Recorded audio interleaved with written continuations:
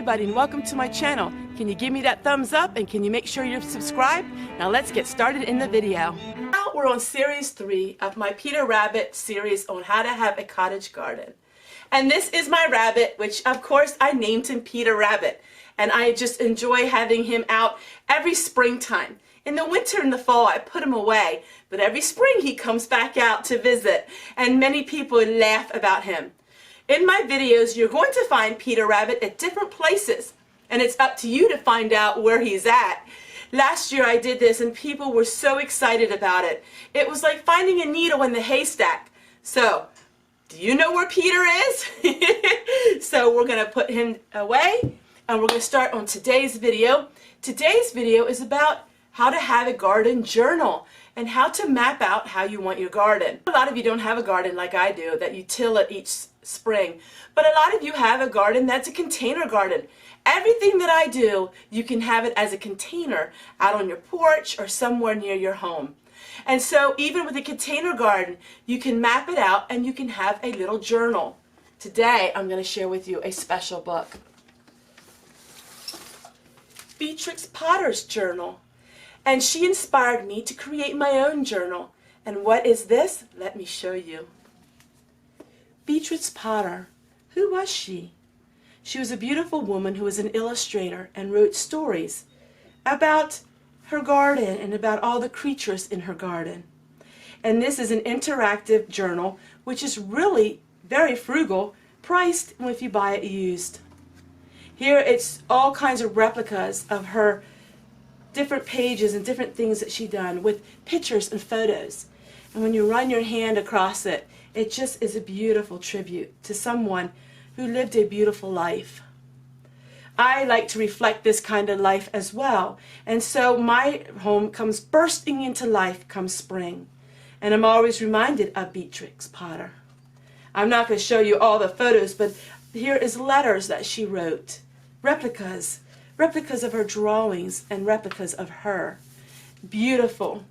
But today we're going to create our own journal.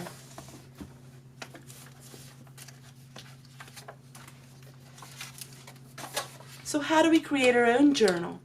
I'm going to share with you in the description box below where you can get all these free printables. These printables are all free. And how you can print these out. You can add them to your own journal.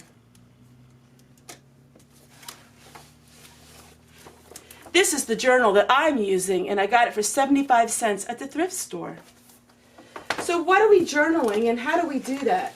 It's very simple. With these printable printouts, it's very easy to do exactly what it says. So this is my notes for this month, and so I'm going to write down all of the things that I planted in my videos.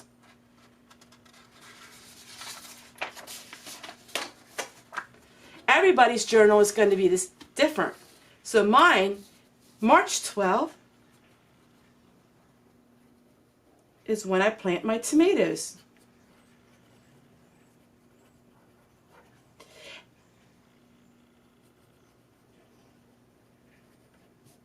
And March 1st, I plant some herbs. And then you can get as detailed as you want or the least amount of details that you want. Here's Mrs. Tittlemouse, and this is her printout, which is so cute. StrangersPilgrimsOnEarthblog.com is my favorite, and she no longer does any kind of blogging, but this is so beautiful, the labels and the things that she makes, and I will share with you her links below. So what we're going to do is we are going to journal how we're going to have our garden.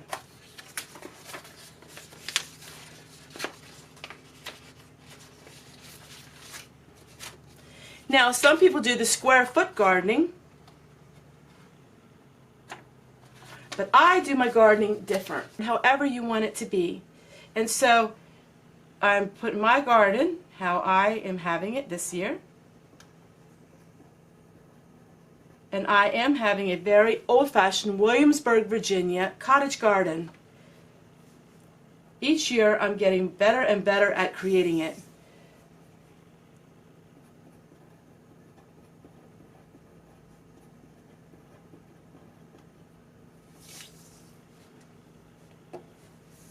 And then on here we can write if we're having a different plants, and if we're buying new plants, we can put on our budget of what to plant. You can have a weekly plan when it comes towards the summertime. So there's so many printouts. All that I did is I Googled free garden layouts and free garden planners. So here we can list the herbs, which as you've seen in previous videos, I'm going to list all the herbs that I planted this year. I'm going to list if they're annuals, and I'm going to list if they're perennials. For me, I can't grow fruit other than Concord grapes because we have the deer. I will use this column for something different. As far as vegetables, we're going to plant all of the traditional vegetables other than corn because the deer eat the corn. But everybody is different, and so how you want to plant out your garden. Maybe you want to plant out your container garden. I'm going to be doing a lot of that this year because I have a large area where I can plant a lot of container gardens. So we're going to put the container gardenings in here as well. So it's a little bit like a homework assignment, but it's so exciting, and I hope that you give it a try. And I hope that you produce a garden planner as well. And through the years, maybe you will have a Beatrix Potter garden journal, just like this one. How precious of an heirloom would that be to give to your loved ones? But now I'm going to share with you something extremely special and share with you something that I hope that you help me with. In the course of having my channel, I meet a lot of people. And I met someone very dear and special to my heart, and I hope she becomes very dear and special to you. She gave me a thank you, and she said that she would like to purchase some seeds for me because she said I've helped her at a very difficult time in her life. I'm not going to go into extreme detail on it because this is going to be follow-up videos all summer long. But about 2 years ago, her daughter was in a house fire. And her daughter had 2 small children, and one of them passed away. Her daughter was 90% burnt of her body from saving the children, trying to save the children, and she saved one of them. Her mother reached out to me and told me how she watched my videos at a time when life seemed so bleak.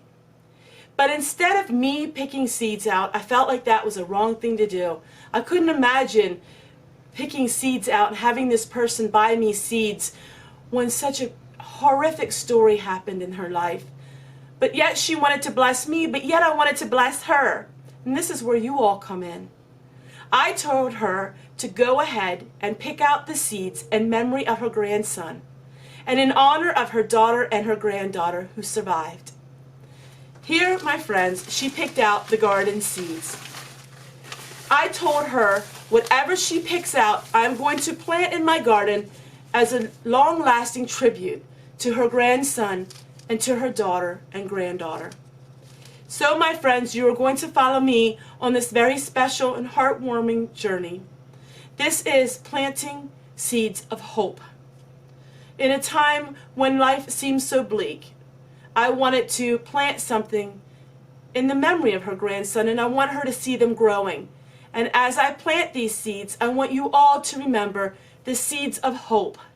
Then remember, for all the sadness that you're going through in your life, as I'm out in the garden and I'm planting these seeds, that you will feel hope as well. This was a very touching story to me. This was something that I will never forget, and I will always give tribute to this beautiful woman and her family.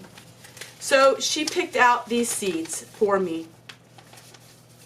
And she picked them out with thought after each one. And I am very, very thankful for her. And I will do exactly what she wished, and I will plant every single one of these. And so stay tuned. If I have permission, I will show a photo of the house, but I will keep her identity private. But I will show more about her story coming up. But this is what planting a garden is all about. It's sharing loved ones' stories. For years, you know, my father-in-law loved yellow marigolds. And when I hit 10,000 subscribers, I gave away over 750 packs of garden seeds for free. I mailed them for free. And they were in honor of my father-in-law, and many people got those yellow marigolds. I had a lovely subscriber who donated the postage for all of those seeds, and I lovingly planted them, harvested the seeds, and sent the seeds out to many of you. I wish I could do this every year, but it was such a monumental task that it was almost impossible for me to do it, but I got it done. In the next following years, I'm hoping to be able to get seeds, and I'm hoping to be able to give them freely with a self-addressed stamped envelope. But as of now, this year, I cannot do that. But it was a wonderful thing, and I'm very excited to share with all of you my gardening life and adventures. And I hope that you start journaling your garden adventures, no matter how small or large they may be. Maybe you have a dream garden that you can no longer plant, but you love to have a dream garden in a journal. These are fun things that you can teach your children and your grandchildren to cut out pictures and to have a garden of their own. Take care, everyone. We'll see you guys tomorrow. Check out the video below. That was when I had my 10,000 giveaway. It was amazing. Come see the garden and the seeds and all the letters I mailed out. It was quite an interesting time in my life, and I'll never forget it. That video is right here, right below.